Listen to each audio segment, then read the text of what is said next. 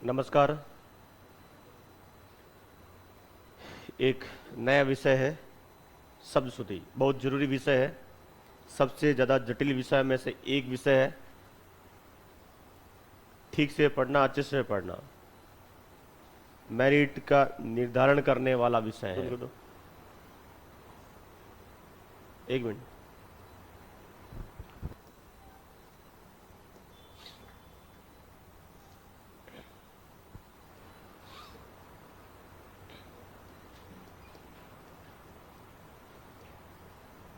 नमस्कार।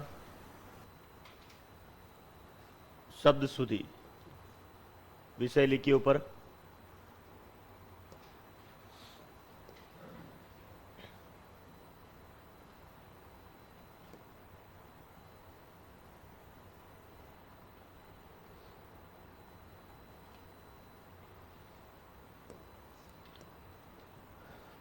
शब्द शुद्धि सबसे पहले हम उनको पढ़ेंगे जिन्हें हम भिन्न भिन्न रूप में लिखते हैं। जैसे ये विद्यार्थी कुछ और तरीके से लिखता है, वो कुछ और लिखता है, वो कुछ और लिखता है, वो कुछ और लिखता है। जहाँ एक रूपता नहीं है वो वाली शब्द शुद्धि हम पढ़ने वाले हैं। यानी हम कह सकते हैं कि मानकीकरण का जो नियम है उसके आधार पर जो शब्द शुद्धि है वो हम पहले पढ़ेंगे। तो पहला बिंदु लगाइएगा, मानकीकरण पर आधारित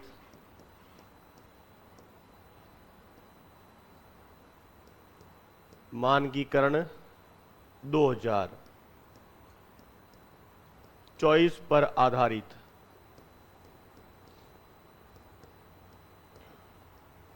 शब्द शुद्धि।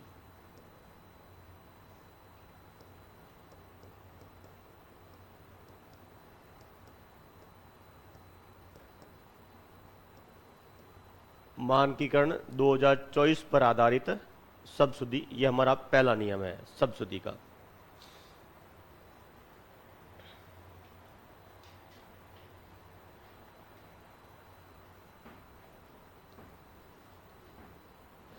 मानकीकरण में भी हम पहला बिंदु लेंगे जहां पर संयुक्त व्यंजनों का लेखन, संयुक्त व्यंजनों का लेखन। वैसे मैं आपको एक बात याद दिलाता हूं, यदि आपके पाठ्यक्रम में देवनागरी लिपि का सामान्य परिचय है तो ये मानकीकरण पूरा पढ़ना पड़ेगा। मैं इससे बहुत भी चीजें पढ़नी पड़ेगी, वहां पर मानकीकरण अक्षरशः पढ़ना पड़ेगा आपको। अक्षरशः मतलब जानते हो, अक्षरशः मतलब जो नियम है एक एक नियम आपको पढ़ना पड़ेगा इसका।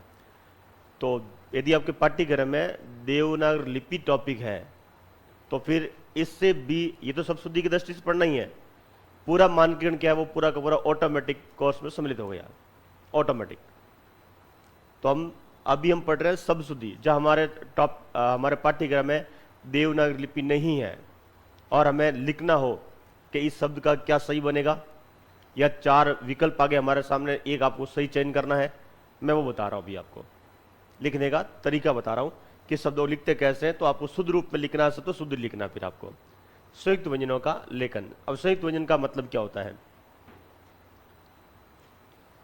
संयुक्त व्यंजन, हिंदी में संयुक्त व्यंजन कितने हैं? 4 है। हिंदी में मूलतः जो संयुक्त व्यंजन है वो आपके 4 हैं। तो लिखिए इसके आगे,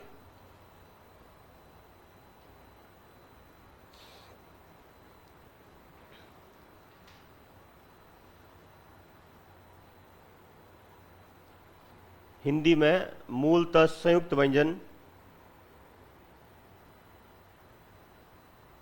मूलतः संयुक्त व्यंजन 4 हैं।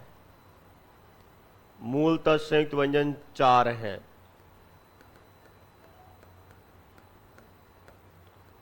मूलतः संयुक्त व्यंजन 4 हैं। और वो कौन सा है? ड, क्ष, त्र, ज्ञ, स्र। मूलतः संयुक्त व्यंजन 4 है।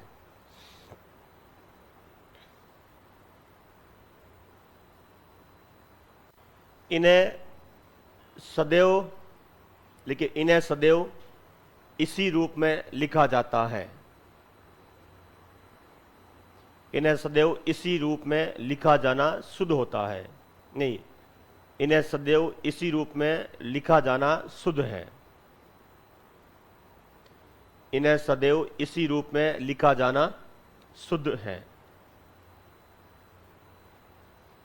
इन्हें सदैव इसी रूप में लिखा जाना शुद्ध है। मतलब इन्हें आप सदैव ये जिस रूप में लिखे हुए इसी रूप में लिखोगे, तभी क्या होगा? शुद्ध होगा। कोई और तरीका आप नहीं अपनाएंगे इनके लिए। इनके अतिरिक्त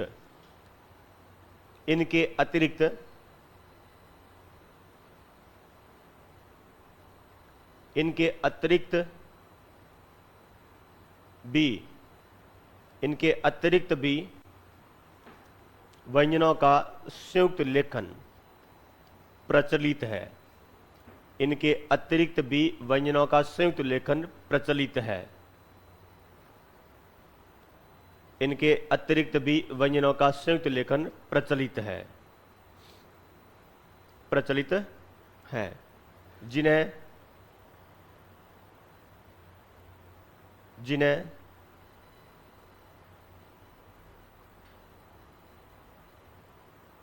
निम्नलिखित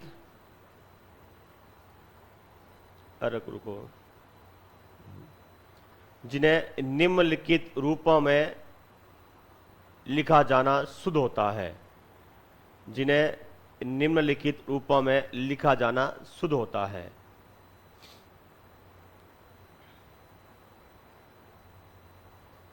निम्नलिखित रूपों में लिखा जाना शुद्ध होता है।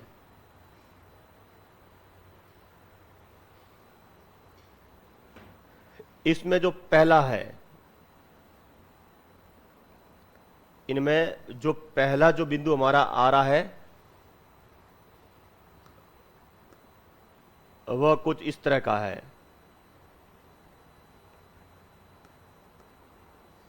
जैसे मान लीजिए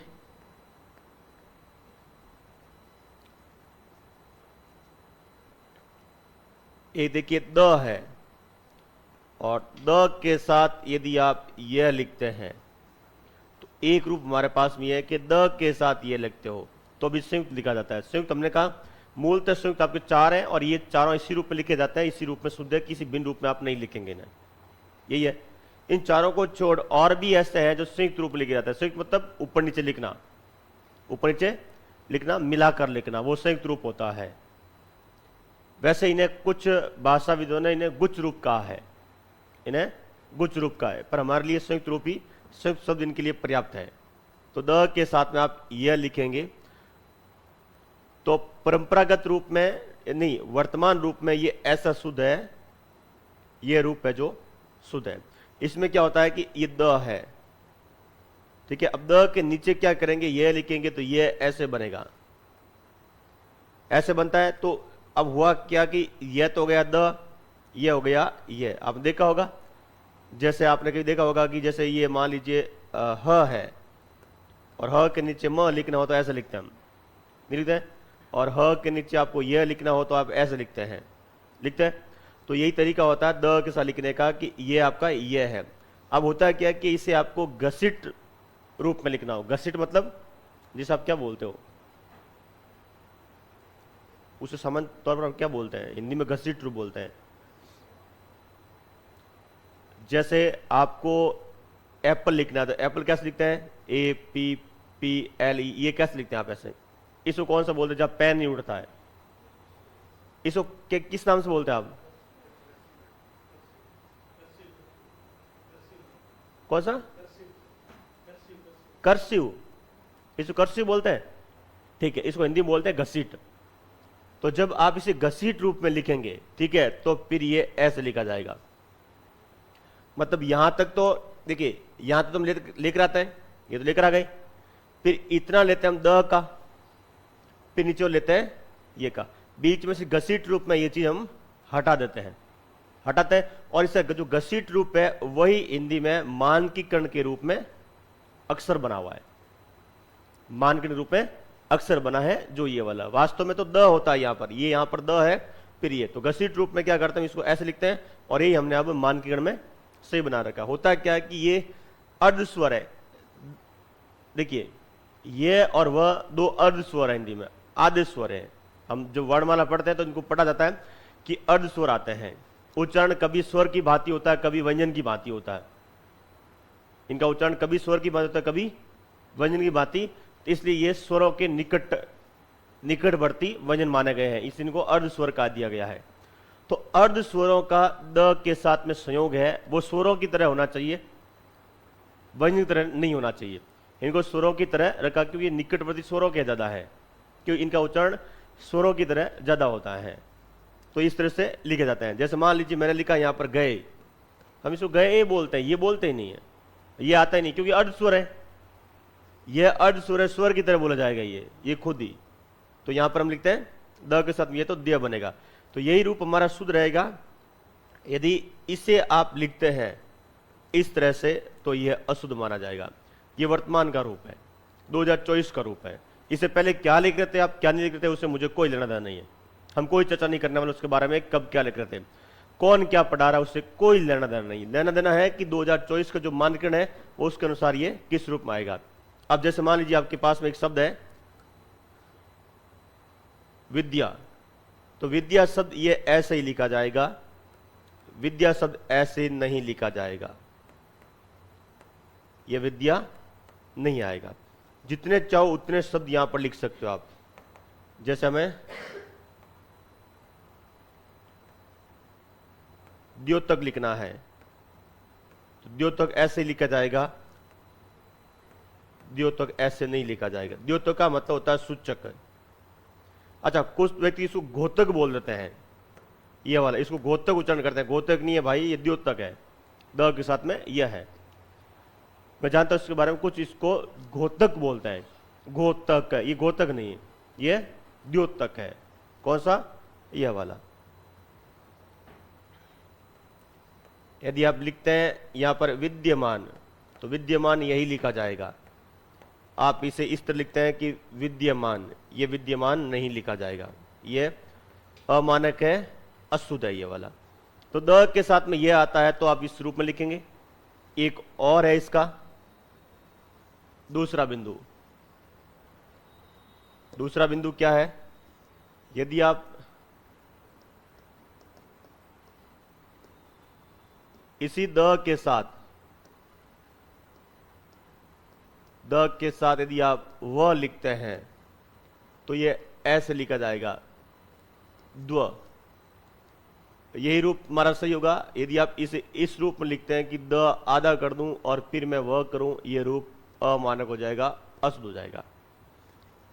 उदाहरण के तौर पर बहुत महत्वपूर्ण शब्द है, आरपीसी 2018 में एलडीसी भर्ती में पूछा गया है कि इसमें से शुद्ध रूप कौन सा है, तो उसमें यह अशुद्ध माना गया था कि 2018 में पूछा गया, अशुद्ध माना गया था। 18 वाली भर्ती 16 में पूछा, 18 में जो भी है, 18 में या 16 में, 18 वाली में नहीं पूछा था, 16 वाली जो रद्द हुई थी उसमें पूछा था। एलडीसी भर्ती एक बार रद्द हुई है आरपीसी में, बड़े स्तर पर घोटाला हो गया था तो भर्ती रद्द करना पड़ा था। ठीक है, पेपर होने के कई महीनों बाद भर्ती रद्द हुई थी। तो उस भर्ती जो पेपर जो पहले हुआ था वो बहुत स्तरीय पेपर था। मैंने आरपीसी के ऐसे बहुत प्रश्न पत्र कम देखे हैं जहां पर इस लेवल से कोई प्रश्न पत्र बना हो फिर भी रद्द हो गया था।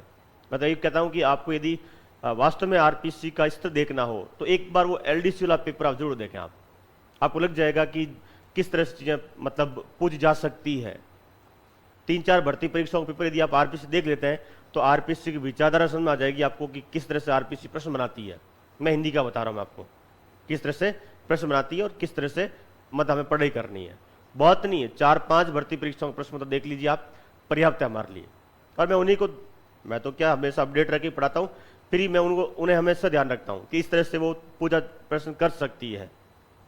तो द्वंद्व हमारा ये सही है। अब यदि आप द्वंद्व इसे ऐसे लिखते हैं द्वंद्व, तो ये अशुद्ध है। पर उस भर्ती में ये शुद्ध माना गया था, क्यों? क्योंकि 2016 का जो मानकीकरण आया था उसमें ये मान लिया था सही, पर 2019 का मानकीकरण वापस आया था उसमें ये सही मान लिया, और 2024 के मानकीकरण में वापस इसी चीज को क्या कर रखा है, सही कर रखा है, इसी को सही कर रखा है। तो अब दोबारा 19 के बाद में अभी अगले मतलब 24, 25, 26, 27, 28 तक यही मानकीकरण है अब आपका, ये जो पढ़ा रहा हूँ 28 तक यही रहेगा, कोई बदलाव नहीं, इसमें किसी तरह का बदलाव आने की संभावना नहीं है। हो सकता है कि बीच में कोई मानकन आ जाए कि मानकन एक ये निश्चित वर्षों में निकाल रहे हैं, जैसे 2006 में निकाला, 2011 मानकन आया था, 2016 में आया है, 2019 में आया है, 2024 में आया है, और इससे पहले 2002 में आया है, 2 में या फिर 1 में, जो भी है, ठीक है। ये इस तरह से मानकन चलता हुआ आ रहा है। इससे पहले मुझे पता है आया हुआ है 1986 है या 83 है, ठीक है, वहां से। उसके बीच में कब आया था मुझे आइडिया नहीं, आया है कहते हैं 91-92 में आया था मानकन, पता नहीं है। ये वहां से लगातार चलता हुआ आ रहा है। यह एक रूपता की दिशा में जो भारत सरकार जो कदम उठा रही है, देवनागरी लिपि को शुद्ध रूप में और हिंदी शब्द को शुद्ध रूप लिखने में, यह मानकन चलता आ रहा है। लोग क्या करते हैं, इनको ध्यान नहीं देते हैं। आप ये समझ लीजिए कि आपका एक तरह से करंट है, ये एक तरह से आपका करंट है हिंदी का, जो आपको ध्यान रखना पड़ता है। हर 4 साल बाद में ये आ रहा है, 4 साल बाद ही आ रहा है। तो यहां तक, यहां से शुरू हुआ था ये द्वंद्व, यहां से शुरू हुआ था, यहां शुरू हुआ है, ठीक है, यहां जाके खत्म हो गया वापस, और यहां वापस खत्म हो गया। कौन सा? यही रूप लिखा जाता है जो परंपरागत रूप में लिखा जाता है। अब मान लीजिए आपको द्वेष लिखना हो तो द्वेष आप ऐसे ही लिखेंगे, ये रहा द्वेष। अब द्वेष कैसे? ये द्वेष नहीं लिखेंगे आप, ये लिखने में थोड़ा अजीब दिख रहा है। ये आपको लिखना द्विवेदी, तो द्विवेदी ऐसे लिखा जाएगा। ये द्विवेदी ऐसे नहीं लिखा जाएगा कि द लिख दिया और फिर व लिख दिया, फिर ई लिखी, फिर वे और दी, द्विवेदी ये लिखना।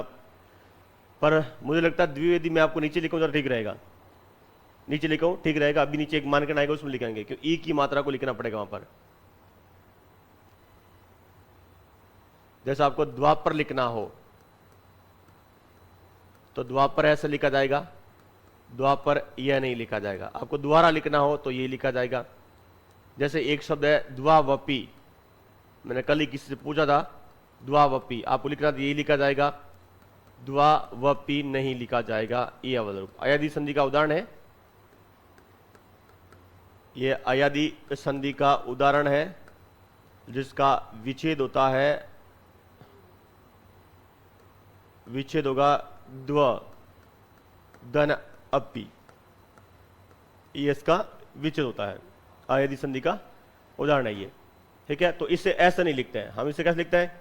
ऐसा लिखते हैं, मतलब विच्छेद इसी का है, वो विच्छेद है वो इसी का है, समझ गए भाई। हम जो रूप पढ़ रहे हैं ये वाला रूप हम सही पढ़ रहे हैं। तो इस तरह से आपकी पहली शब्दावली है, द के साथ ये और वह लिखना है, जो मानक के अनुसार लिखोगे ये है। इसमें एक बिंदु और है, चलो ये लिखो आप पहले, साथ में लिखते रहो, नहीं तो क्या लेखन आपके साथ बहुत विस्तृत हो जाएगा बाद में। लिखिए आप इन्हें।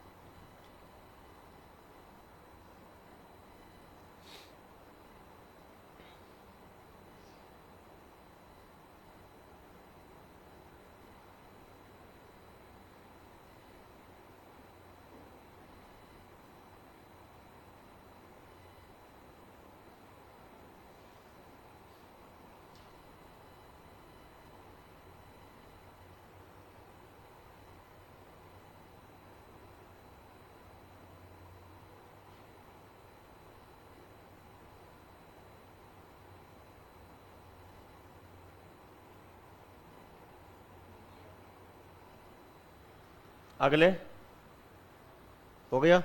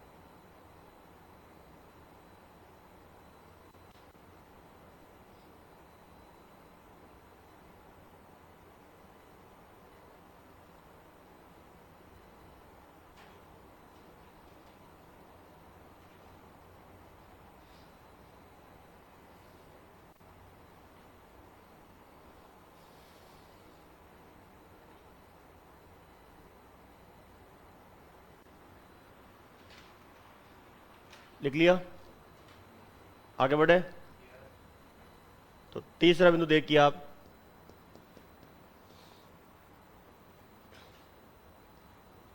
तीसरे बिंदु में है त, जो आधा हरा है।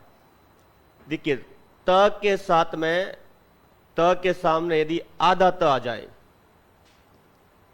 त हो और साथ में आधा त हो, त खुद आधा है और सामने भी क्या आ जाए, आधा आ जाए, तो जो इसका सही रूप लिखा जाएगा वो यह वाला होगा। एक रेखा के साथ में से सही लिखते हैं, यह रूप लिखा जाएगा। आप यह रूप सही नहीं लिखेंगे, यह रूप नहीं होगा सही। पर यही बात थी, त के साथ में पूरा त आ जाए सामने,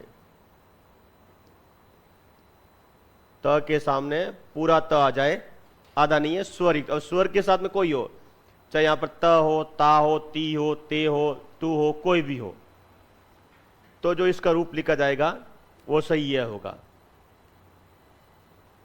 अब इसे आप इस रूप में सही नहीं लिखेंगे कि जैसे मान लीजिए ये त लिख दिया और इसके साथ में ये रूप कर दिया, ये अमानक को, ये वर्तमान का नियम है, ये वर्तमान का नियम है। किसका? इस त का। ये पूरा का पूरा नियम आपको ध्यान रखना होगा। जैसे उदाहरण के तौर पर हम आगे बढ़ते हैं इसी में,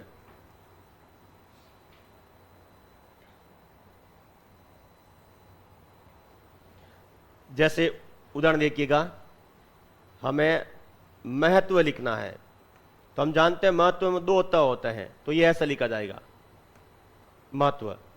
अब महत्व आप ऐसे नहीं लिखोगे, इस तरह से नहीं लिखेंगे।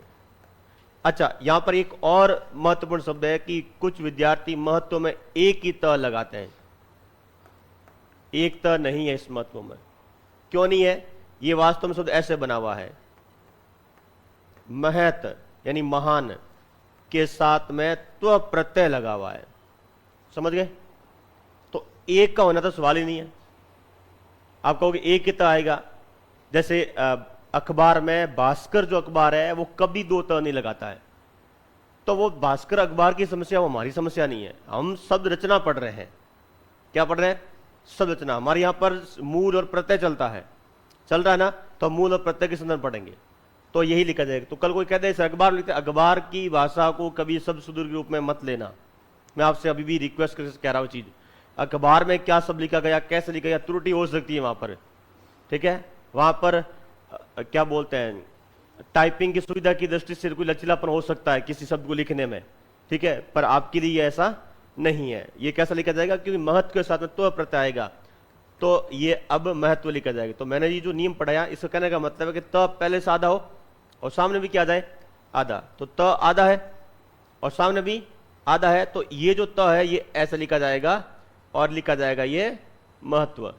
ये रूप वास्तव में सही बनता है शब्द रचना देखी जाए तो मैं आपको शब्द रचना नहीं पढ़ा रहा हूं, मैं सीधा शब्दशुद्धि पढ़ा रहा हूं कि आप सीधा शब्दशुद्धि में प्रवेश कर सकते हो। इसमें इसी में देखिएगा, जैसे सत्व, तो सत्व लिखना है तो ये इस तरह से लिखा जाएगा सत्व। आप इसे आप इस तरह से नहीं लिखेंगे कि स दो त कर दिया ये हो जाएगा, ये नहीं लिखेंगे। और एक और है, आप एक त नहीं करेंगे यहां पर, क्यों नहीं करेंगे, कि सत्य धनत्व होता है इसमें, कहते हैं इसमें सत्य धनत्व होता है, तो ये ऐसा लिखा जाएगा सत्य धनत्व। तो अब देख लीजिए त आधा है और सामने पूरा है, तो ये सत्व ऐसे लिखा जाएगा, ये इस रूप में लिखा जाता है। अब और देखिए, यदि आपको तत्व लिखना है तो हम जानते हैं तत्व ऐसे ही लिखा जाएगा, तत्व यह नहीं लिखा जाएगा, ये तो मानकीन अनुसार कह रहे हैं नहीं लिखा जाएगा।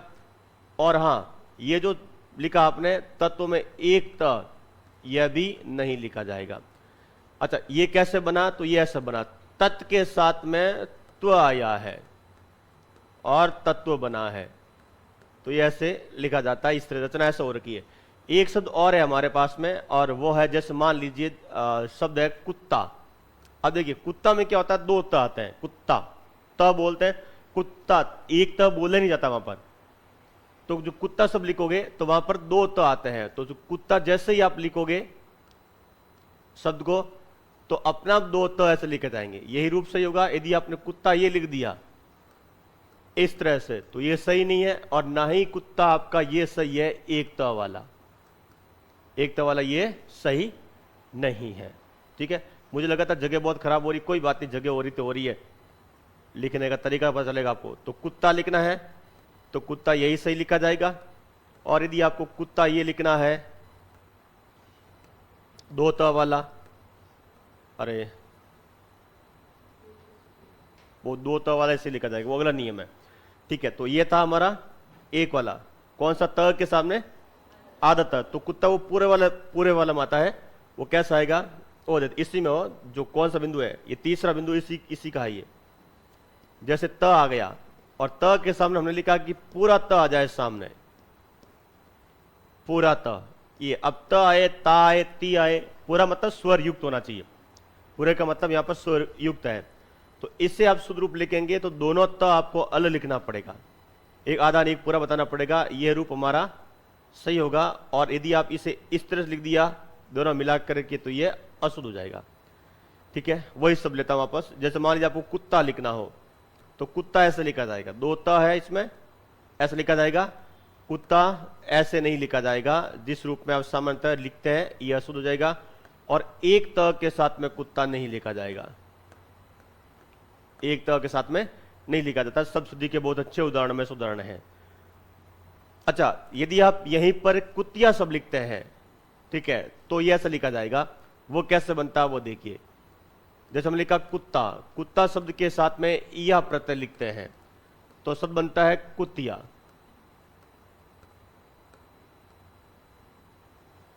एक त के साथ ही लिखा जाएगा, ये शब्द रचना है, ये प्रत्यय का नियम है, ये हमारा नियम नहीं है। अब आप कुतिया में दो त लिखोगे तो गलत हो जाएगा, कि मूल बदलता है, प्रत्यय मूल को बदलने की क्षमता रखता है, तो प्रत्यय के साथ में समस्या हो सकती है कुछ भिन्न रूप में लिखने की। अब आपको उत्तर लिखना हो तो दो त है, ये ऐसे लिखा जाएगा उत्तर, उत्तर ये लिख रहे हो, ये अशुद्ध है, मानकीकरण 2024 के अनुसार अशुद्ध है। और उत्तर में आप एक त लिख रहे हो, कभी लिखा आपने एक त, कभी लिखा कि एक त, आप में से कोई है जो उत्तर में एक त लिखता है, कोई है, आप लिखते हैं उत्तर में एक त लिखते हैं, तो भाई आप भी विशेष प्रार्थी है, इसका मतलब प्रार्थी या प्राणी है। देखिए उत्तीर्ण, तो उत्तीर्ण ऐसे लिखा जाएगा, ठीक है, इसमें भी उत्तीर्ण आप ये लिखते हो, ये भी नहीं लिखा जाएगा। और विशेष प्राणी के लिए कि उत्तीर्ण में भी एक त लगाते हैं, तो फिर आपको ये लिखना होगा, ये अशुद्ध है, ये अशुद्ध है। बहुत सारे शब्द है ऐसे, आप ढूंढ निकलोगे तो बहुत उत्तम लिखना हो आपको, तो उत्तम भी ऐसे ही लिखा जाएगा।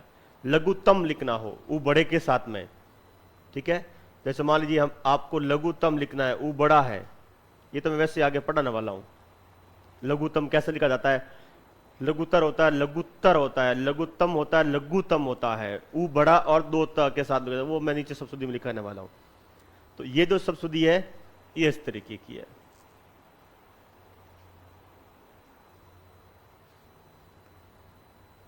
अच्छा, ये जो उत्तीर्ण लिखा है वास्तव में क्या पता, दो त आधा पूरा कैसे हुआ? हम जानते हैं व्यंजन संधि का उदाहरण है, इसमें क्या आएगा? उद्दन तीर्ण, क्या आएगा? उद्दन तीर्ण। और उपसर्ग के रूप में लोगे तो हम जानते हैं यहां पर उत आ जाएगा और तीर्ण आ जाएगा। तो देख लीजिए आप अपना आप क्या होगा, दो त है तो ये इस रूप में लिखा जाएगा। ये उपसर्ग है, ये जो उत लिखा ना, यहां पर उपसर्ग, इसको संधि मत कर देना गलती से भी, मैंने उपसर्ग रूप है वो विच्छेद किया है। तो त के साथ लिखने का तरीका दो प्रकार से है। पहला प्रकार, त के सामने आधे त के सामने आधा है तो आप उसे संयुक्त रूप में लिखेंगे, एक त को डंडी के साथ लिखेंगे। और त के सामने पूरा त, आधे त के सामने पूरा त आ जाए तो उसे कैसे लिखेंगे आप? कैसे लिखेंगे? कैसे? पहले आधा, मतलब दोनों आधे ही लिखना आपको, मतलब पूरा लिखना है। जिस रूप लिखते हो ना त, वैसे ही लिखा जाएगा ये। और ध्यान रखना क्रमांक ये तीसरा ही है और तीसरे क्रमांक दो है, लिखो इसे।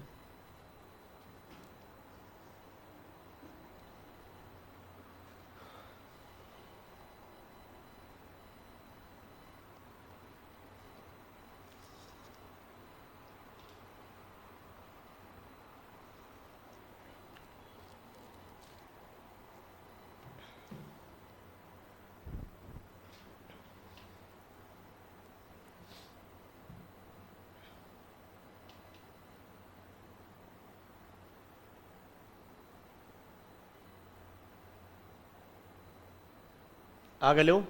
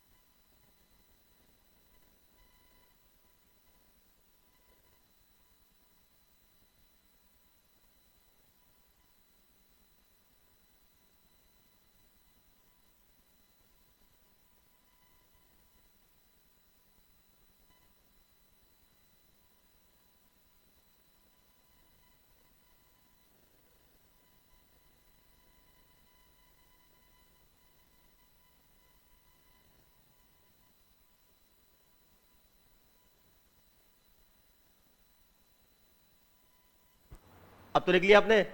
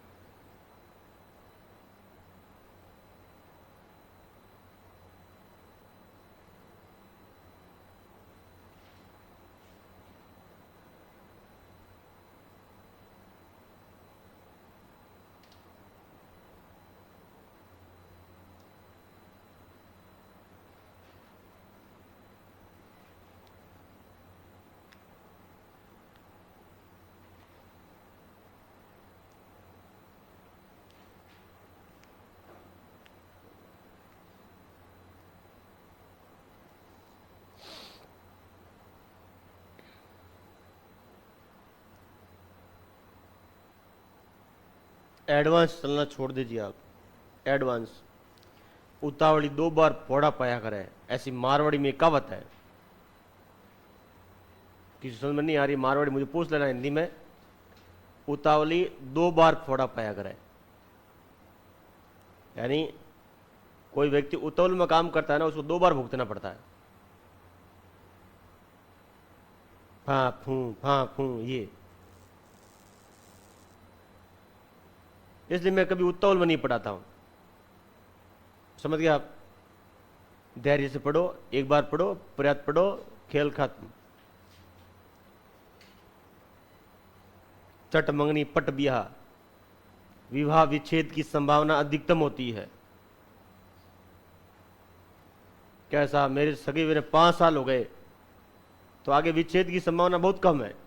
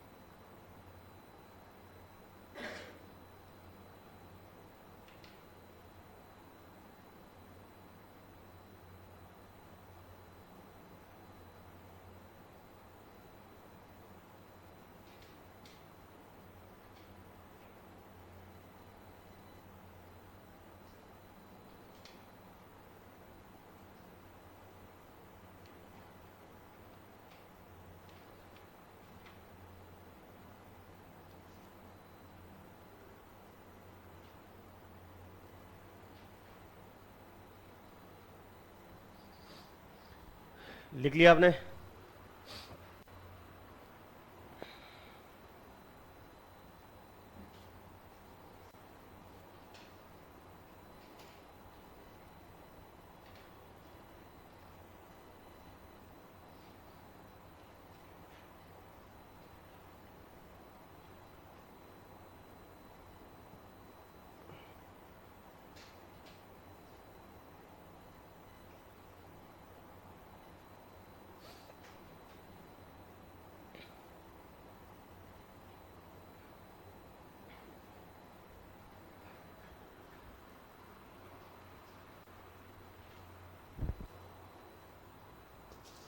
आगे बढ़े,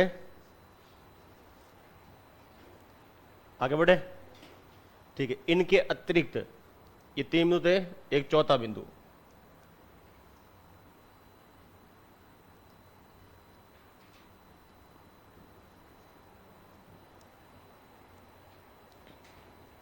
ये जो ऊपर हमने लिखे द के साथ में ये और वह, ये और वह 2 ही थे ना? हाँ, और त के साथ में त वाला, इन 2 ऊपरी 2 नियमों को छोड़ शेष जितने भी संयुक्त आते हैं, शेष सब व्यंजनों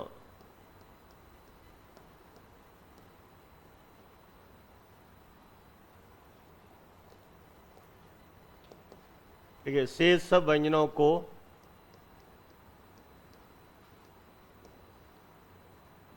पृथक रूप में लिखा जाना शुद्ध है, या लिखा जाता है। शेष इनमें से जो भी है आगे, उन सबको कैसे लिखेंगे आप? संयुक्त रूप में नहीं लिखेंगे, उन्हें अलग रूप में लिखेंगे, तभी क्या होगा? शुद्ध होगा। इनमें से जो महत्वपूर्ण है वो यह है, यदि आप क के साथ में क ले रहे हैं, जैसे ये लिखा आपने कक,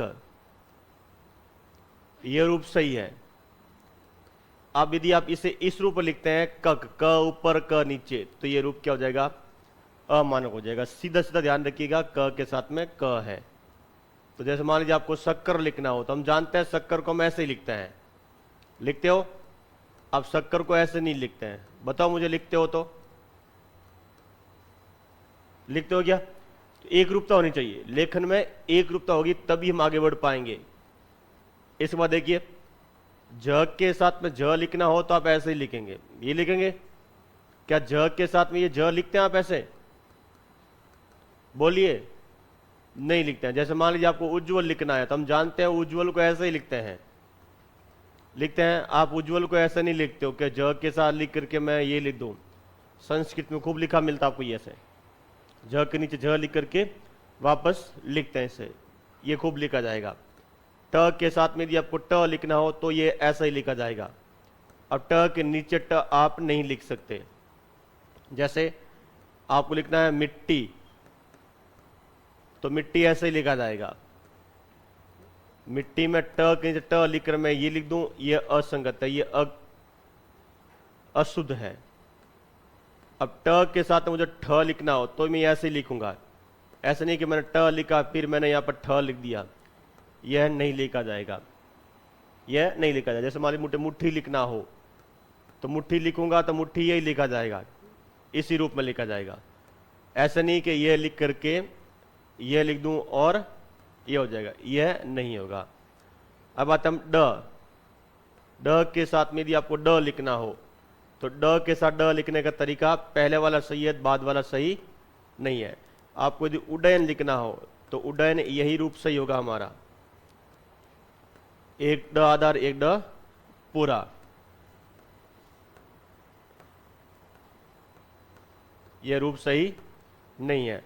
इसी तरह से ड के साथ में यदि आपको ढ लिखना हो, ड के साथ में ढ तो यही लिखा जाएगा, ऐसे ड ऊपर ढ नीचे लिख दिया आप, यह नहीं लिखा जाएगा। जैसे उदाहरण के तौर पर आपको धनाढ्य लिखना है, अरे रुको रुको रुको,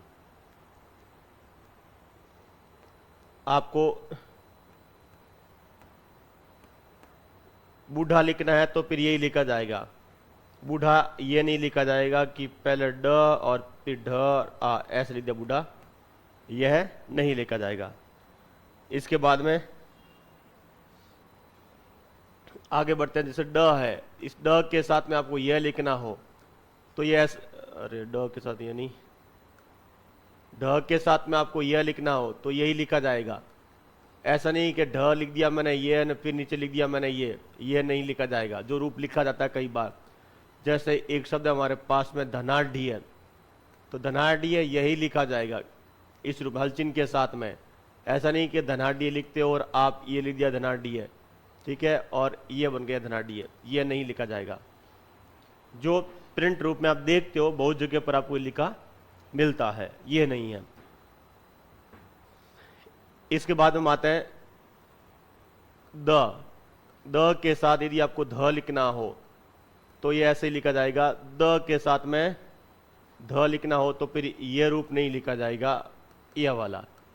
सब एक रूपता के साथ लिखते हैं। जैसे मान लीजिए आपको शुद्ध लिखना हो तो शुद्ध यही रूप रहेगा, शुद्ध लिखिए चाहे बुद्ध लिखिए चाहे कुछ भी लिखिए आप इसमें। अब शुद्ध ये लिखेंगे तो यह अशुद्ध है। अब आपके, मैं तो लिखता हूँ, आपकी मर्जी है, आप मर्जी के मालिक। यदि पेपर वाला नंबर काटने शुरू कर दिए तो फिर बैठ रहना आप, फिर आपके पास कोई ऑप्शन नहीं है। और विशेष रूप से आरएस वाला जो व्यक्ति होता है वो मात खाता है। यहाँ पर फोर्थ पेपर में लगभग विद्यार्थी मात खाते हैं। जो व्यक्ति एसडीएम बनता है, आरएस निकालता है, उसका फोर्थ पेपर बहुत अच्छा होता है। जिसका फोर्थ पेपर अच्छा नहीं है, भूल जाओ सपने में भी आप कि आप उस भर्ती में एसडीएम तक पोस्ट पर पहुंच पाओगे, सवाल ही पैदा नहीं है। फोर्थ पेपर इतना अच्छा करो, मैं तो कह रहा हूँ जितना टाइम आप 3 पेपर पढ़ने में दो उतना टाइम दे दो फोर्थ पेपर को, आपको एसडीएम के कुछ बना देगा, वो बना देगा आराम से आरएस। यदि मेंस लिखने जा रहे हो तो फोर्थ पेपर में एक अनुमान के तौर पर देखिए 200 नंबर का पहला पेपर, 200 नंबर का पहला पेपर, 200 नंबर का दूसरा पेपर, 200 नंबर का तीसरा पेपर, 200 नंबर का, और चौथा पेपर 200 नंबर का होता है। अब आप मुझे बताइए, हम यहां पर लेकर चल रहे हैं और मैं आपसे कहता हूं कि आप इसमें फोर्थ पेपर में कितने नंबर ला सकते हो? आप 150 तक पहुंच सकते हो लगभग, आराम से। लोग पहुंचते हैं 146 है, ठीक है, 156 आराम से पहुंचे हुए, 160 तक आराम से व्यक्ति पहुंचे हुए हैं। देखो उनके पास कुर्सी कौन सी है। यदि कोई कहे कि मेरे 160 से ऊपर नंबर थे, मैं 150 ऊपर थे और मैं एसडीएम नहीं बना, बता दो मुझे एक विद्यार्थी ऐसा, कोई एक आध बिरले मिल जाए, बात अलग है। ऐसे तो ये है। अब आप इसमें आराम से पहुंच सकते हो क्योंकि एक तो इसमें आपकी हिंदी है, ठीक है, और दूसरी कौन सी है, इंग्लिश है भाई, एक तो हिंदी दूसरी इंग्लिश, दो ही तो है इसमें। इसकी व्याकरण 50 नंबर की है, इसकी व्याकरण कितने नंबर की है? 30 नंबर की है, 30 नंबर है ना। तो व्याकरण मिलाकर कितनी हो गई है?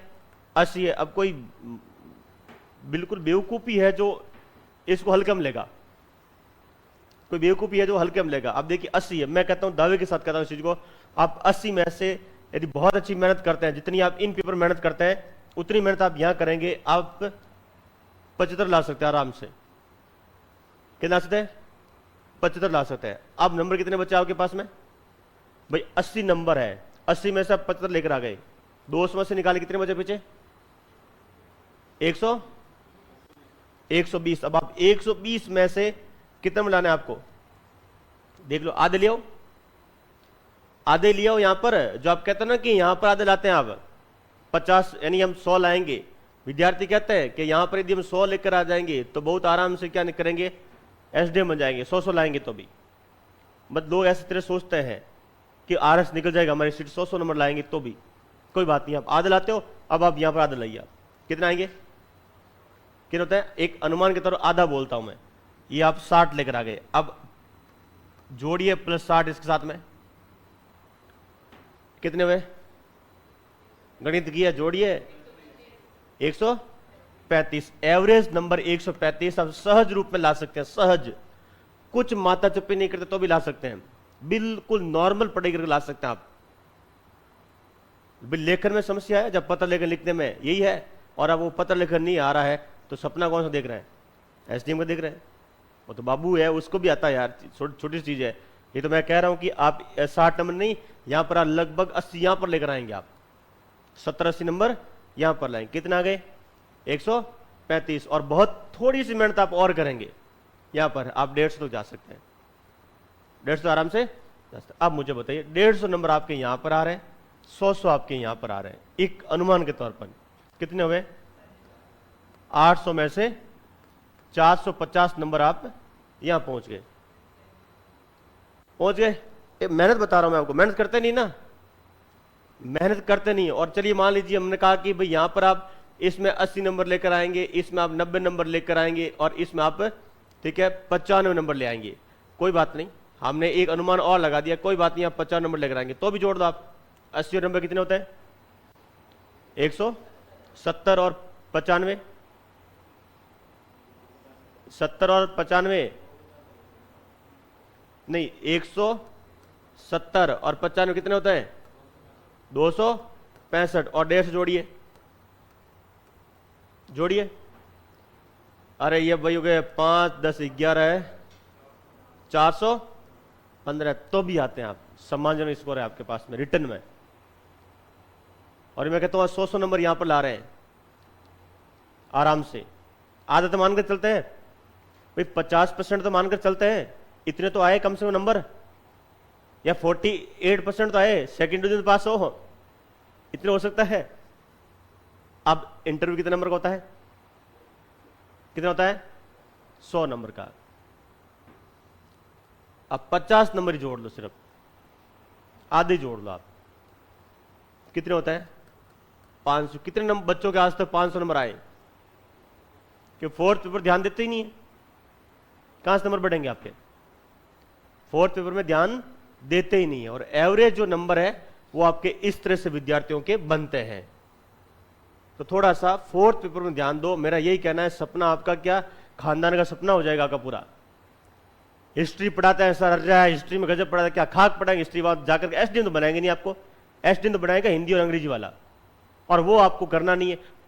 कोचिंग संस्थान का नियम होता है कंपटीशन में, जो बहुत ज्यादा मेरिट बना टॉपिक होता है, या क्या बोलते हैं जिसकी वजह से सिलेक्शन होता है, वो हमेशा कमजोर रखता है अपना सब्जेक्ट, ताकि बैलेंस बना रहे कमाई का। ये ध्यान रखना, ये लॉजिक। मैं एक संस्थान का मालिक हूं, पहले भी रहा हूं, और हमें पता होता है कि स्टूडेंट हमारे पास कैसे आएगा। वो सारी सब्जेक्ट छोड़िए, जब लंबे समय तक बड़े बन जाते हैं ठीक है आदमी, तो उसके बाद नीचे ध्यान रखी जाती है, रोक के रखो उन्हें। क्योंकि और दूसरा कोई भी ऐसा नहीं है कि फोर्थ पेपर पढ़ाने वाले टीचर है मार्केट में बने रहे, कभी नहीं। उनका नाम ही मत लो आप, नहीं तो पूरा का पूरा डाइवर्सन ले जाएंगे, मेरिट को ऊपर उधर लेकर चले जाएंगे वो। ये हकीकत है, ये दौर चल रहा है जो विद्यार्थी को पता ही नहीं होता इस चीज के बारे में। फोर्थ पेपर जो 2 सब्जेक्ट वाला है वो कभी नहीं पढ़ेंगे। कौन सा पढ़ेंगे? 40 नंबर की 60 नंबर की चीजें उसको पढ़ते जाएंगे पूरे साल भर, बस पढ़ो, कौन मना करता है? पर जो सपना देख रहे हो सपने तक आप मुश्किल दौर से पहुंच पाओगे। तो ये 200 नंबर है, आप एक एवरेज ध्यान रखिए, या आप 90 नंबर लाइए। विद्यार्थी अपेक्षा करता है यहां भी मैं 90 ले आऊं, और 200 नंबर है यहां भी मैं 90 ले आऊं। चलो ठीक है, आप यहां पर 90 लेकर आ गए। कितने हुए? कितने हुए? 270 नंबर आपके किस में आ गए? इन दोनों को मिलाकर आ गए, ये 600 हो गए।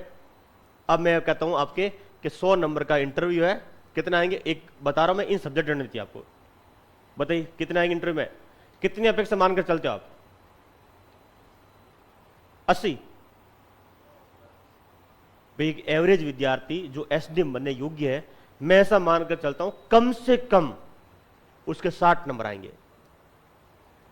कम से कम वो 60 नंबर लाने की योग्यता रखता है। यदि वो उस पोस्ट पर जा रहा है, यदि इतना योग्य नहीं है इतना नंबर लाने में, तो फिर उस पोस्ट के योग्य भी नहीं है वो व्यक्ति। भाई एक एवरेज तौर पर मान के चलते हैं हम, तो एक एवरेज हम लेकर चलते हैं कि इतना वो व्यक्ति नंबर ला सकता है। अब जोड़िए आप इसमें, तो 700 नंबर हमारे पास में है, जोड़िए आप, कितना है? 330 हो गए।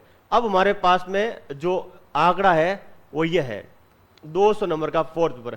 हमने कहा कि आप एक 90 नंबर मतलब 50% नंबर नहीं लाओगे तो भी आप कहां तक पहुंच गए?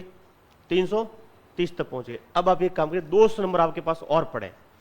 अब अपनी मेरिट को यहां से स्ट्रॉन्ग करना शुरू करिए आप ये काम करिए, मेरिट को स्ट्रॉन्ग करना शुरू करिए आप। हमने ये फाइनल कर दिया इतने हमारे, देखिए मैंने मिनिमम लिखा है यहां पर, क्या लिखा? मिनिमम कितने आपके पास आ जाए। अब यदि आप 70 नंबर लाते हैं केवल 200 में से, केवल 70, तो कितने बनते हैं? 400 बनते हैं। अब पूछिए कि जो व्यक्ति आरएस निकाल लेता है एलएड तक, वह नंबर कितना आता है? किसी को पता है क्या आप में से?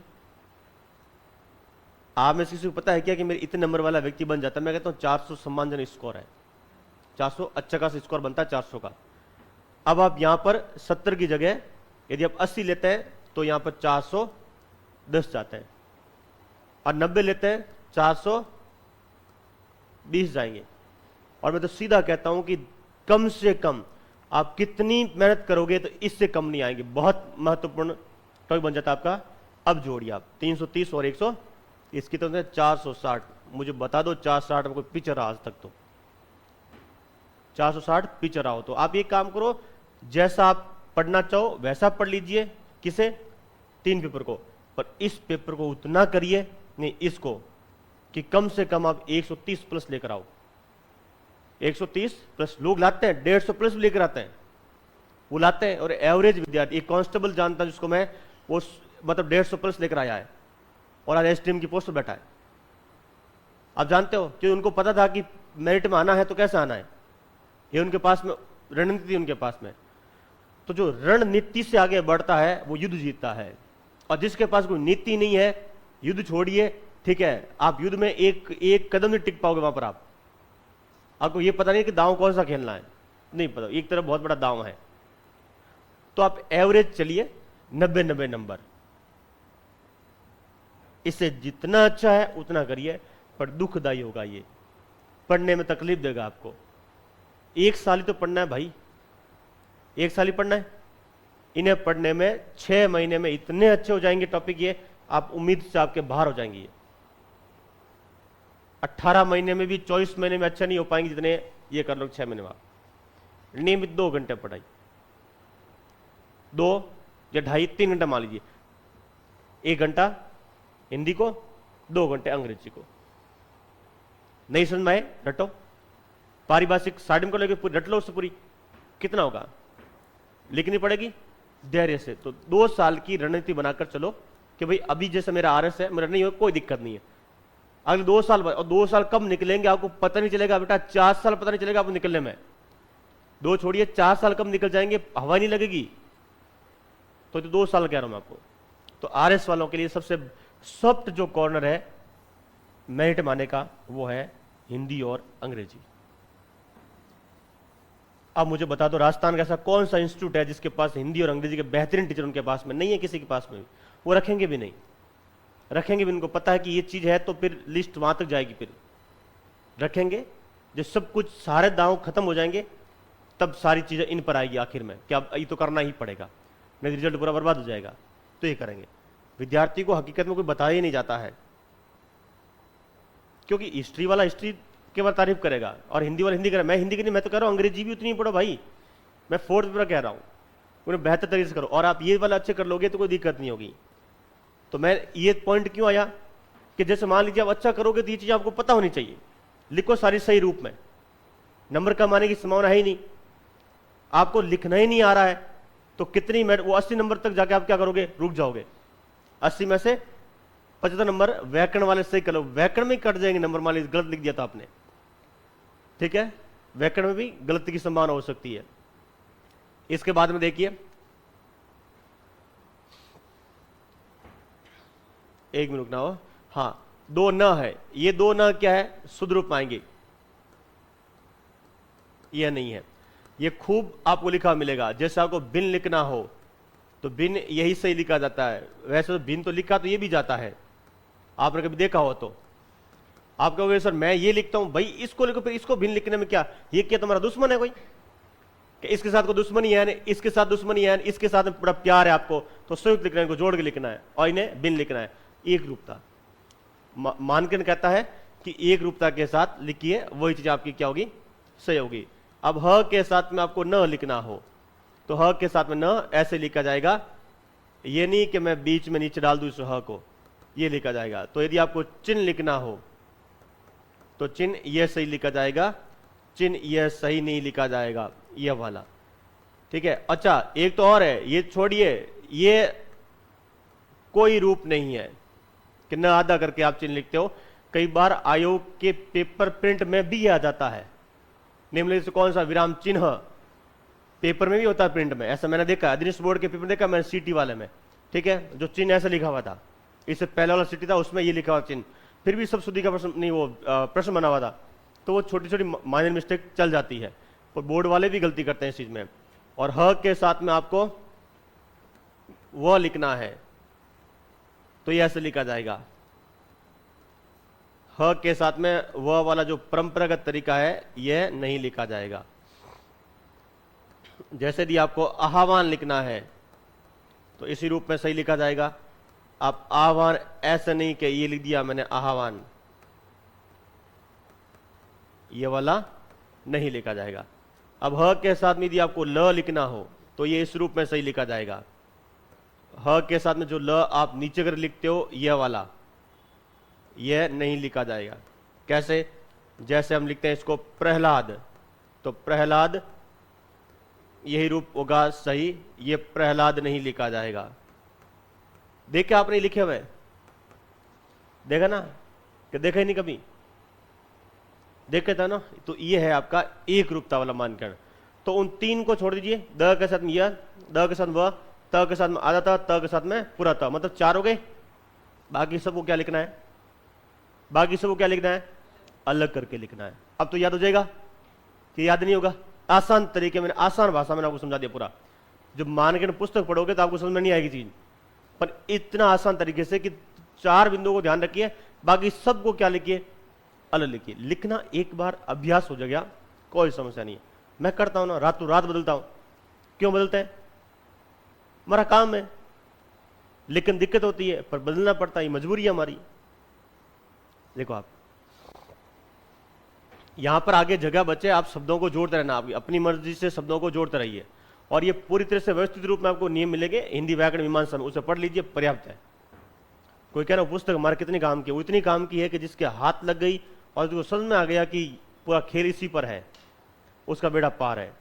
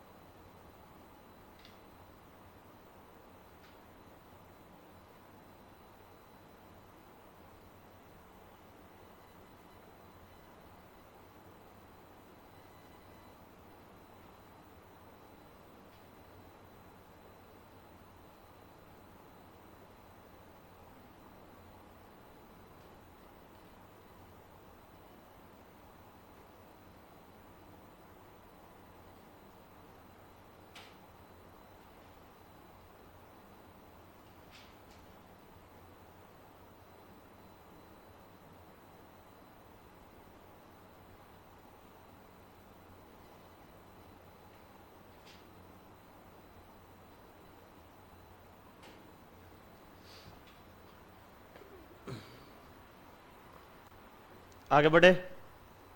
तो बोलने में क्या शर्म आ रही है, जेठ लग रहा हूं।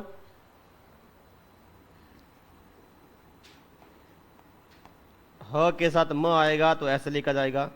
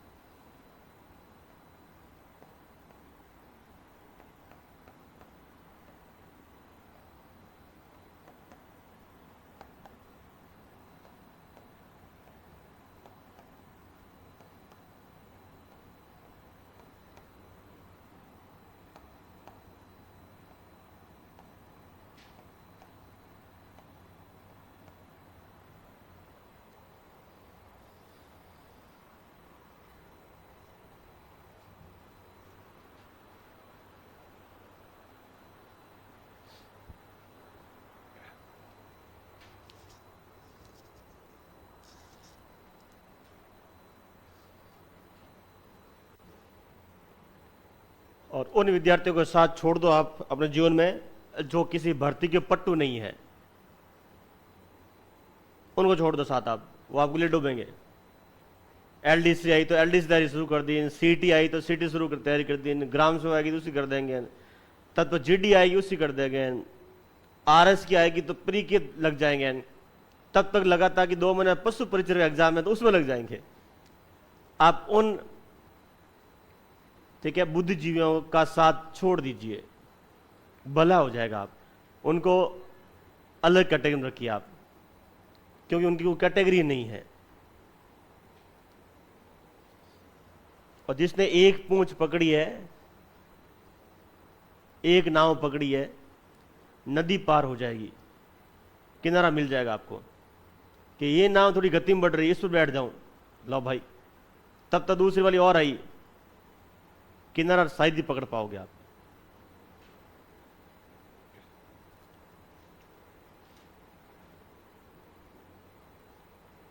और नाव तो फिर भी डूब सकती है, मैं तो कह रहा हूं भैंस की पूंछ पकड़ो आप, वो कभी डूबती नहीं है।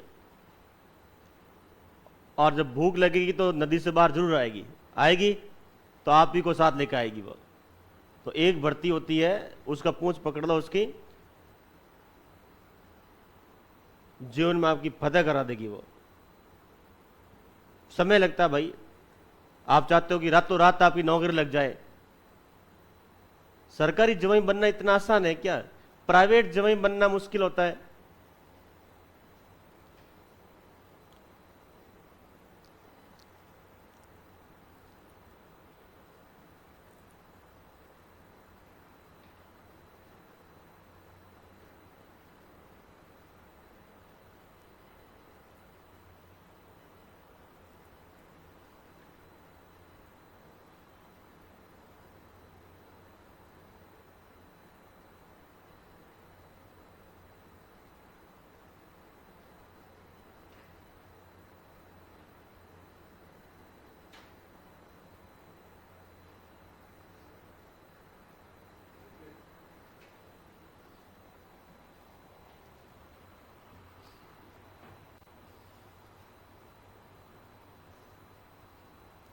हो गया?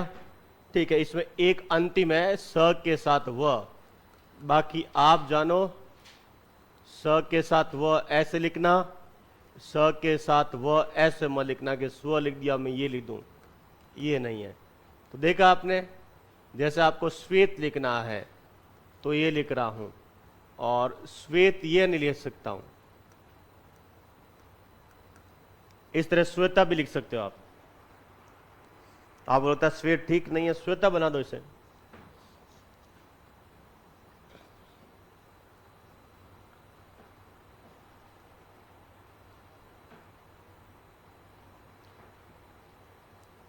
चलो बताओ कितने बिंदु हो गए? 3 हो गए, 4 हो गए, 5वां बिंदु जो आपने संयुक्त लिखे हैं, रुको, हाँ, जो आपने संयुक्त लिखे हैं अब इन संयुक्त के साथ छोटी ई की मात्रा लिखनी हो जो पहले लिखी जाती है, उसे लिखना महत्वपूर्ण। लिखो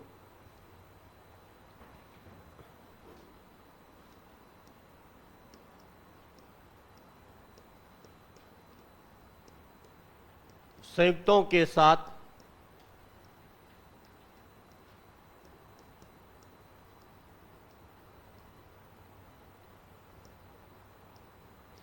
छोटी ई की मात्रा।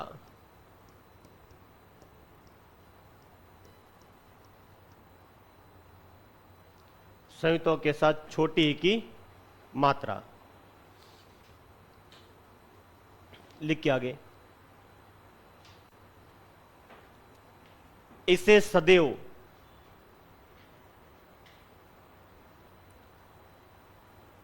संयुक्तों से पहले लिखा जाता है। इसे सदैव संयुक्तों से पहले लिखा जाता है।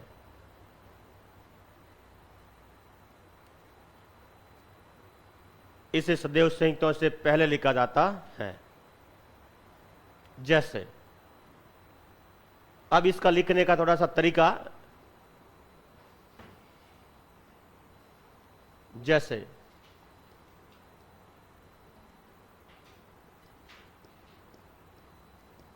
दो 2016 का जो मानकीकरण है उसके अनुसार कैसे लिखेंगे। अच्छा, पहले लिखता हूं परंपरागत।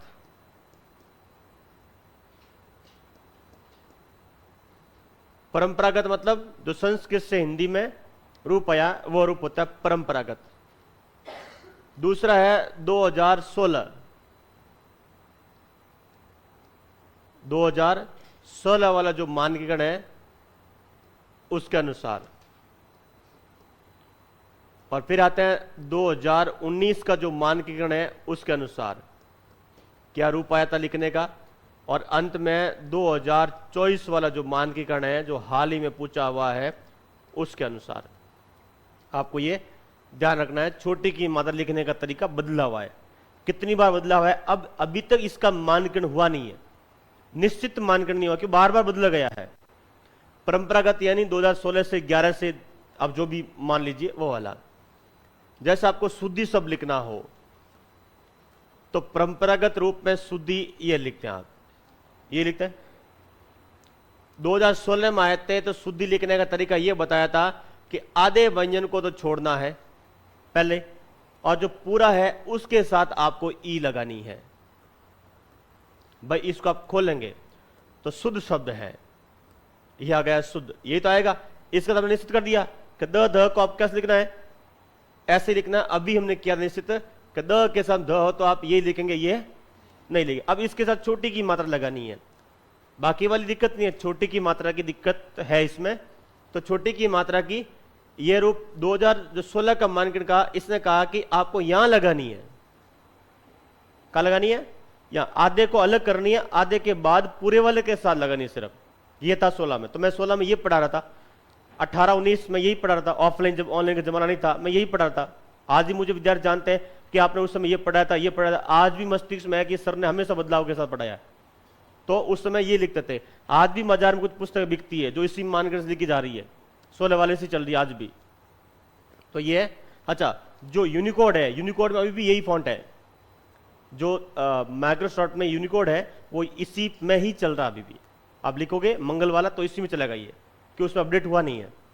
क्यों अपडेट कैसे करें, वो तो हर बार बदल रहे हैं इस चीजों को। भाई वो अपडेट कर लें, इतनी एक वैश्विक कंपनी अपडेट करे मान लीजिए फॉन्ट में, तो आप जानते हो कितना बड़ा उनको काम करना पड़ेगा, क्योंकि अभी भी एक रूपता हुई नहीं है।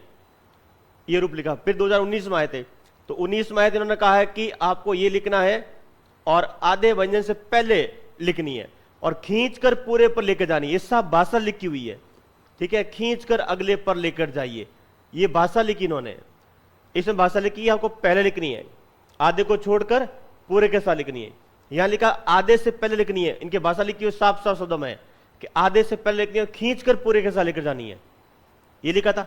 फॉन्ट में कहीं पर नहीं है ऐसा फॉन्ट, किसी फॉन्ट में ऐसा फॉन्ट नहीं है जो इस रूप में लिखा था हो, नहीं है। तो उल्टा इस लिखने के लिए एक मात्रा लेख से क्रिएट करनी पड़ती है। टाइपिंग बहुत मिस्टेक है। जैसे मैंने टाइप किया था मुझे पता है कि मुझे कितना कितना मतलब तकलीफ उठानी पड़ी इसको लिखने के लिए, शुद्ध करने के लिए इसको, नहीं है। अब क्या आया मानकन, अब आया है मानकन सहज रूप लिखने वाला, कि आपको ये शुद्धि लिखना है, ठीक है, और इसी के साथ लिखनी है इसको। आपको जहां आप सहज रूप में जो मात्रा लिख सकते हो वो लिख लो, ऊपर लेकर जाओ तो आपकी मर्जी, नहीं लेकर जाओ तो आपकी मर्जी है। अब आप ये लिख दो। तो इससे क्या होता है पता आपको, इससे समस्या हो रही है, इस समस्या हो रही है शब्द के साथ रूप की। क्या हो रहा है, जैसे मान लीजिए आपको मिट्टियां लिखना है, तो आपको मिट्टियां लिखने के लिए क्या करना पड़ेगा, जैसे मान लीजिए किसी ने मिट्टियां ये लिख दिया। अब मुझे बताओ, यदि कोई विद्यार्थी इसका वर्ण विश्लेषण करना शुरू करेगा, एक बच्चा इसका वर्ण विश्लेषण करेगा, तो वो क्या करेगा, इस ट के साथ अ को मान लेगा। मानेगा नहीं मानेगा, ऑफकोर्स मानेगा, मैं मान लूं इसमें, तो यदि मुझे जानकारी नहीं हो तो ये मान के सबसे दोषपूर्ण हो गया। कौन सा, ये वाला। कम से कम ये तो ठीक था कि लिख खींच कर कहां लेके जाओ, वहां लेके जाओ, ये भी ठीक था, स्पष्ट हो रहा था, ये तो संयुक्त हो रहा था। इन्होंने कहा कि भाई ये तो अब लिखना ही नहीं है। तो अभी तक छोटी ई का लिखने का जो वास्तव में जो रूप है वो भी नहीं बना है। कब से चल रहा है, 1947 से चल रहा है। 1947 क्या, 1940 41 1941 से आज भी इसका एक रूप नहीं कर पाए हम, मानकीकरण नहीं कर पाए देवनागरी लिपि में।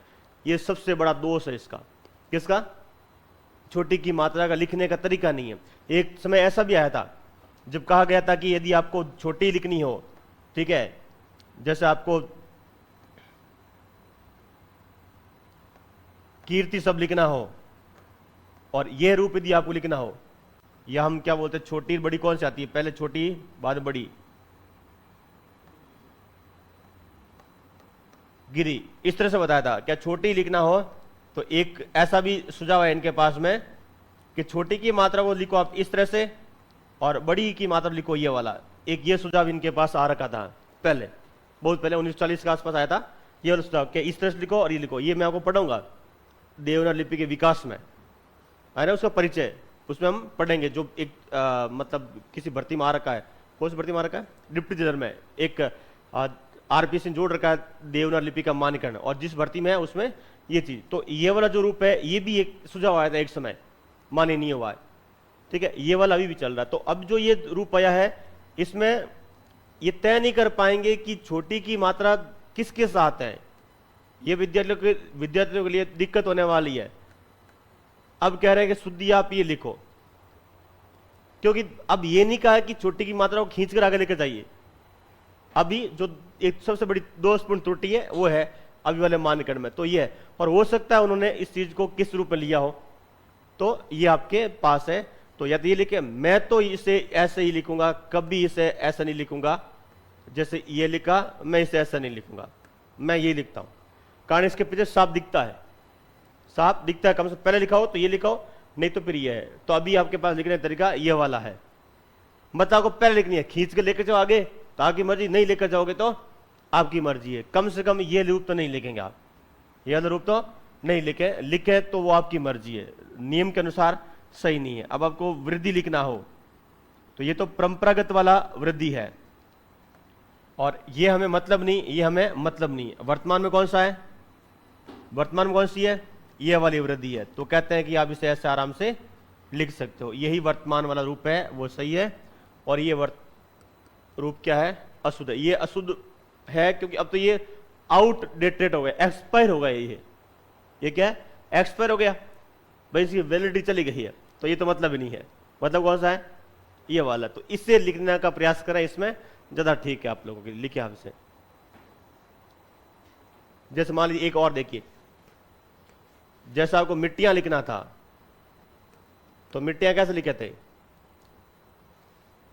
रुको मैं 200 लिखाता हूं। यदि आपको बुद्धिमान लिखना था तो सीधा सीधा बुद्धिमान ये लिख लिया हमने, और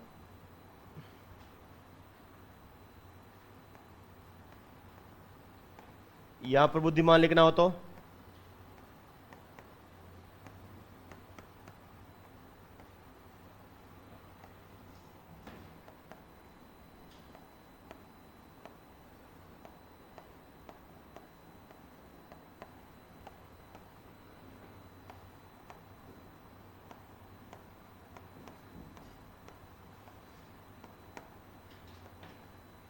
लिखो भाई।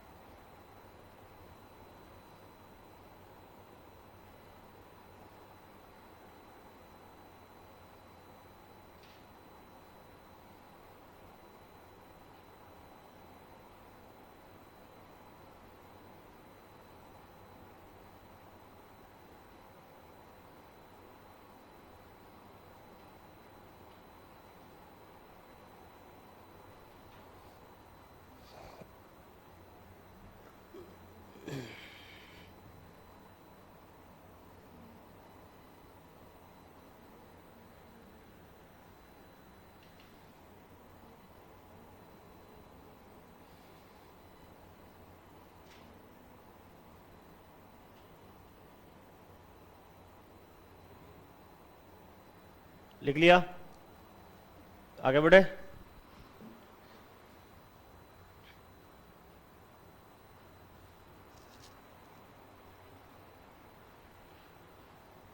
ठीक है, अगला बिंदु देखिए, दूसरा। पहला पूरा हो गया, संयुक्त व्यंजनों का लेखन। दूसरा है श्रुति मूलक।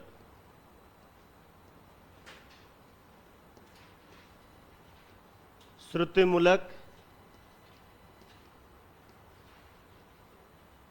यव का लेखन।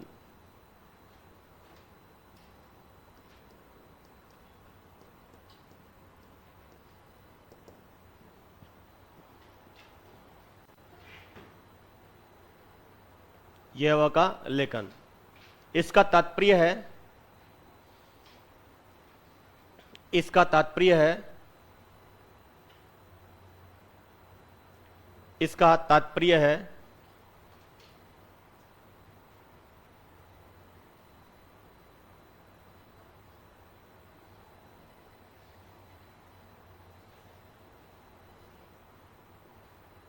यव या इनके स्वरूप की स्थिति में, यव और लिख देना, यव और इनके स्वरूप की स्थिति में, यव और इनके स्वरूप की स्थिति में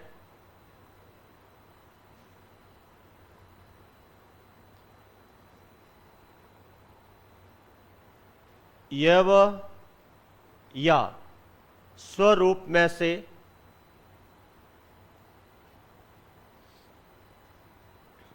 किस रूप को शुद्ध माना जाए। ये जो बिंदु है इसका तात्पर्य यह है, यव या स्वरूप में से किस रूप को शुद्ध माना जाए।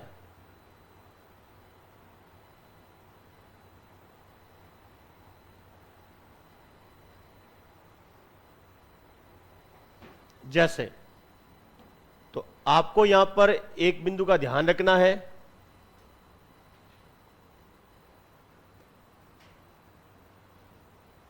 अब देखा, देखिए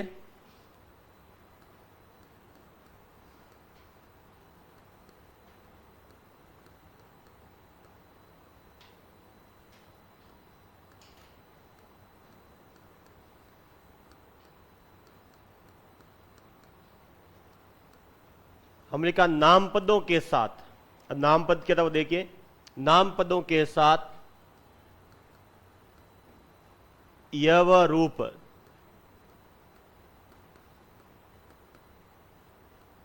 शुद्ध होगा। नाम पदों के साथ यव रूप है वो आपका शुद्ध होगा। और इस तरफ लिख रहा हूं क्रियापदों के साथ,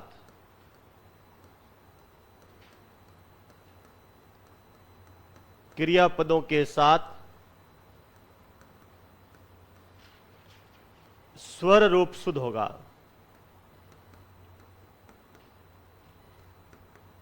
अभी जो है यह मानकीकरण आया है। यह नामपद से क्या मतलब है? देखिए, यह नामपद से क्या मतलब है? नामपद से मतलब है संज्ञा सर्वनाम के साथ। यदि कोई संज्ञा सर्वनाम है, नामपद में जानते हो, नाम माने संज्ञा। नाम क्या होता है? किसी का नाम संज्ञा होती है। दुनिया में जो जो नाम है वो सब संज्ञा है। विसरण भी आता है। तो नामपद में क्या क्या सम्मिलित है, पहले वो देख लीजिए। आप चाहे तो मैं नीचे लिखा दूंगा। नामपद में क्रिया और धातु को जोड़ सब सम्मिलित है। यानी नामपद में संज्ञा भी है, नामपद में सर्वनाम भी है, नामपद में विशेषण भी है, और नामपद में अव्यय भी है। किसमें? नामपद में सम्मिलित है। अब हमें ध्यान रखना है कि जैसे मान लीजिए कहा है कि यह के साथ में ई का प्रयोग करेंगे आप।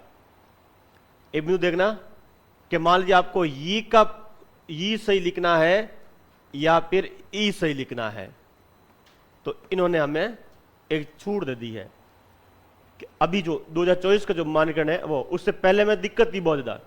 मैं भी कई बार भ्रमित हो जाता कि यहां पर इसको क्या प्रयोग करूं मैं। ऐसे 2-3 शब्द थे जहां पर मुझे भी बार बार देखना पड़ता कि यहां पर कैसे प्रयोग करें ऐसे। पर अब स्पष्टीकरण हो गया है। कोई संज्ञा शब्द है तो क्या लेके आएंगे आप?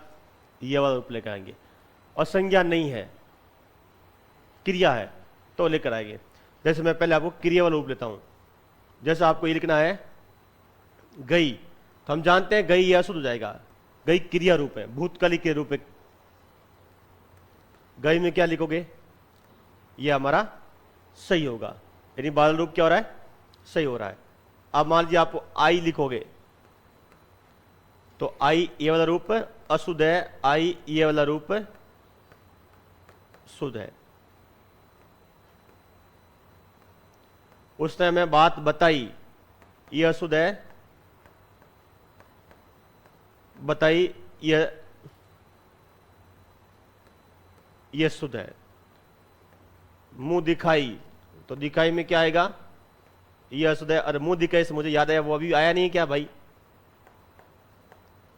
सुनिए भाई, जिसकी हाल ही में शादी हुई वो आया नहीं अभी तक है। बहुत बढ़िया, देश का भविष्य है वे लोग हैं। अच्छी खासी फीस भर रखी है। सामान कहां उसका?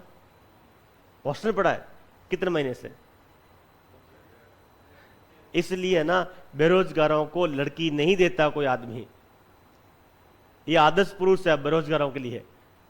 शादी हुई 2 महीने से, 1.5 महीने से बेटा, 2 महीने से, 1.5 महीने से घर जाके बैठ गया। भूखे मरेंगे, बता रहा हूं मैं आपको। इसलिए बेरोजगार को कोई लड़की इसलिए नहीं देता है कि ये आदर्श पुरुष बन जाते हैं, फिर बाद में उसके आगे पीछे घूमते रहते हैं। और नौकरी वाला हो तो नौकरी बजाना पड़ता। मुझे इसे याद आया, उसको बोलना, सर ने बोला कि आप आदर्श पुरुष हैं और अब आप पधार जाइए, थोड़ा आदर्शवाद यहां भी दिखा दीजिए पढ़ाई के प्रति भी। यहां देखिए, जैसे हमारी एक संज्ञा लेते हम वाजपेयी, तो वाजपेयी शब्द संज्ञा है। आप इसमें ई का प्रयोग ही करेंगे। कौन सा प्रयोग नहीं करेंगे? ई का प्रयोग नहीं करेंगे। जैसे आपने ये लिख दिया वाजपेयी, यह शुद्ध है, यह अशुद्ध है। अब आपको बधाई लिखना हो, माफी चाहता हूं, ई कर देते हैं। आप कहेंगे सर मैंने तो वाजपेयी कभी ई के साथ देखा ही नहीं है। आपको लगेगा, पढ़ोगे आप परीक्षा हॉल में, आपको मिल जाएंगे सब। विशेषण नई, यह है नई, यह नहीं होगा। अब आपको नई दिल्ली लिखना है तो महानुभाव नई दिल्ली आप ये लिखेंगे। 2024 के मानकीकरण के अनुसार ये आपका नई दिल्ली सही है, और ये जो लिखा आपने नई दिल्ली ये गलत है। 2024 के मानकीकरण के अनुसार नई विशेषण है, नई पीढ़ी, देखते हैं। तो ये आपका न ई आएगा। इन्होंने ये कर दिया, स्पष्ट कर दिया कि संज्ञा विशेषण के साथ में क्या करें आप, ई का प्रयोग करें, और क्रियाओं के साथ में आप ई का प्रयोग करें। स्पष्ट हो गया, तो समस्या ही नहीं है। ये ज्यादा सरल हो गया है। ये बहुत अच्छा मतलब सुझाव था इनका कि बहुत सरल हुआ ये सुझाव अच्छा नहीं अभी भी, ठीक है। ये इनके हाथ में ही नहीं है, क्योंकि अभी पिछले 80 सालों से सुझाव आ रहे हैं, उनमें एक मत नहीं आ पाई है। तो अभी काफी दौर चलेगा, हो सकता है कोई ऐसी चीज हो जाए, सुझाव आ जाए। अभी ये सही है, हमारा हो गया। अब आपको बधाई लिखना हो, हार्दिक बधाई, बधाई आप ये लिखेंगे, बधाई ये नहीं लिखेंगे।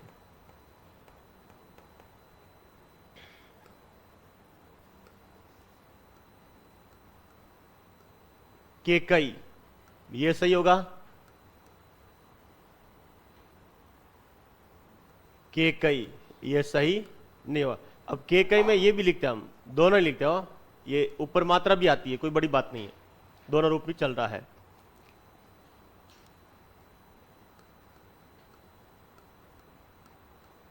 चंद वरदाई, यही लिखा जाएगा, चंद वरदाई यह नहीं लिखा जाएगा। लिख लोगे, लिखो। अच्छा रुको, ये तो यह के साथ क्या था, ई था। अब यह के साथ में आप लेकर आएंगे ये। अब यह के साथ में ए, ये रूप है हमारे पास में मानक के अनुसार।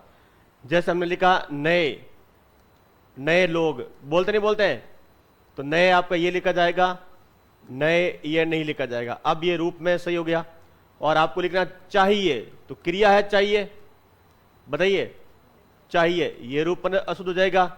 और चाहिए में ए वाला रूप है आपका, ये शुद्ध होगा। आइए, यदि आपने ये लिखा आइए, ठीक है, तो यह शुद्ध है। आइए यह शुद्ध है। आप लिखा यहां पर कीजिए, तो यह शुद्ध है। सही कौन सा होगा, कीजिए। क्रियाओं के साथ में आप ये प्रयोग करें। और नए लोग, नया विशेषण है, नए लोग, तो नए ए में न, पहले क्या लेते, ए लिखते, अब ये आ जाएगा इसमें, ये मानकीकरण है। लिखो आपसे। अच्छा एक और बताऊं मैं आपको, जैसे पहले वाह था, वाह के साथ में आ लिखना है, वाह के साथ में आ। तो पहले क्या था कि आ वाले को सही मान रहे थे, स्वर रूप को। अब जैसे मान लीजिए आपको गोवा लिखना है, तो वह के साथ लिखेंगे, संज्ञा शब्द है, वह के साथ आप गोवा नहीं लिखेंगे। भले ही ये लिखा जाता हो GOA, आ रहा है इसमें, अंग्रेजी में भले लिखा जाता हो, पर इन्होंने कहा कि अब आप क्या लिखेंगे, आप संज्ञाओं के साथ में यह वह का ही प्रयोग करेंगे, गोवा। और यदि आपको कौवा लिखना है, ठीक है, तो कौवा यही लिखेंगे। अब मानकरण बदल गया, थोड़ा सा बदलाव ये आया हुआ है संज्ञा आदि वाला, कौवा ये गलत हो जाएगा। आप मुझसे 6 महीने पहले मेरी कोई क्लास देखेंगे, तो मैंने ये पढ़ा था, मिलेगा ये सही है नहीं ये गलत है, पर अपडेट हो गया, हम क्या करें उसमें, मेरा बस चल रहा है, नहीं चल रहा है, बस उनका चल रहा है। कौवा ऐसे ही लिखा जाएगा। और जैसे मान लीजिए आपको हलवा लिखना है, तो अब हलवा ये लिखिए, और हलवा यह नहीं लिखा जाएगा। इधर तो है ही नहीं, संज्ञा के साथ में वह आता ही नहीं है। आता क्या, बताओ, लिखो। और वे लिखे तो वे की जगह ए।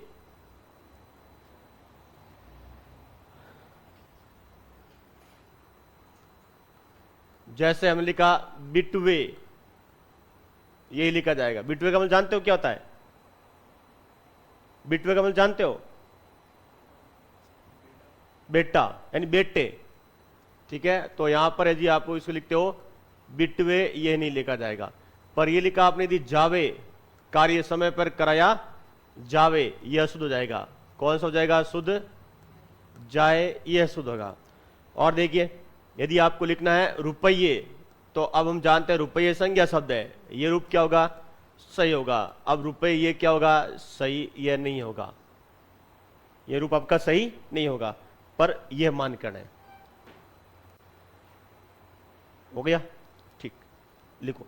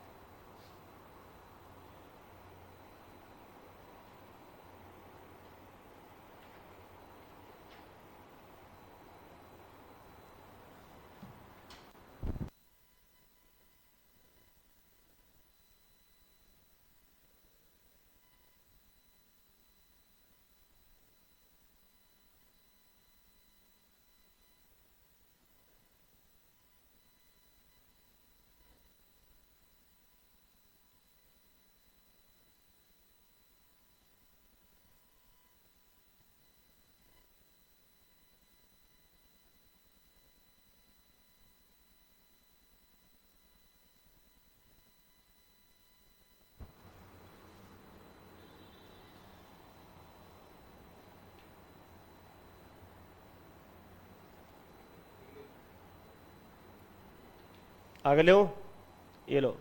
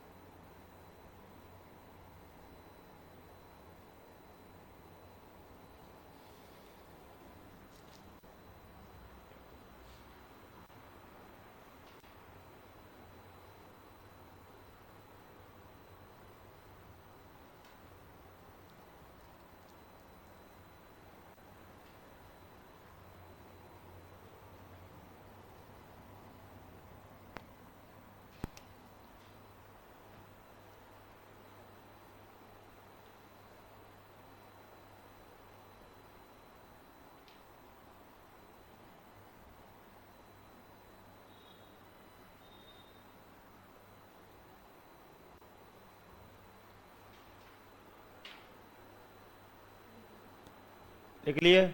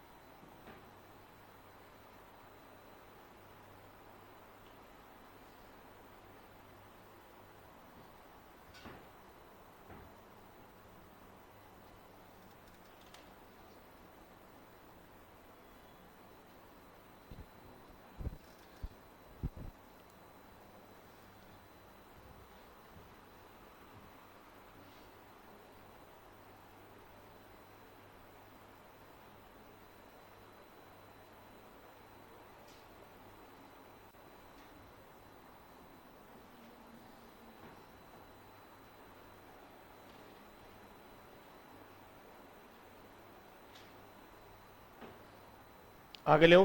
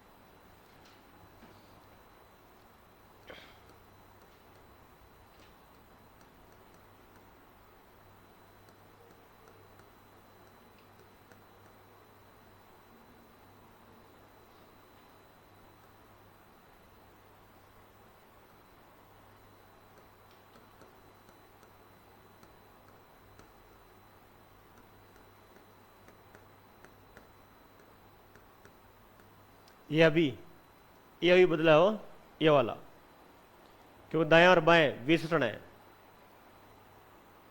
नहीं, दाएं और बाएं क्रिया विशेषण है, वो इसके दाएं हैं, कहाँ है, दाएं हैं, कहाँ है, बाएं हैं, स्थानवाचक क्रिया विशेषण है ये, और क्रिया विशेषण नाम पद में आता है, इसलिए से ऐसे ही लिखेंगे।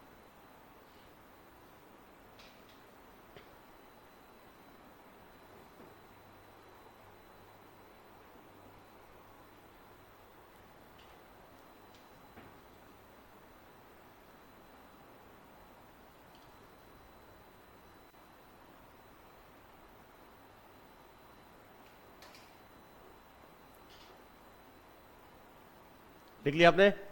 ठीक है, तो ये हमारा मानकीकरण जो था बदला हुआ है, और भी बहुत सारी चीजें हैं जो हमें पढ़नी पड़ेगी।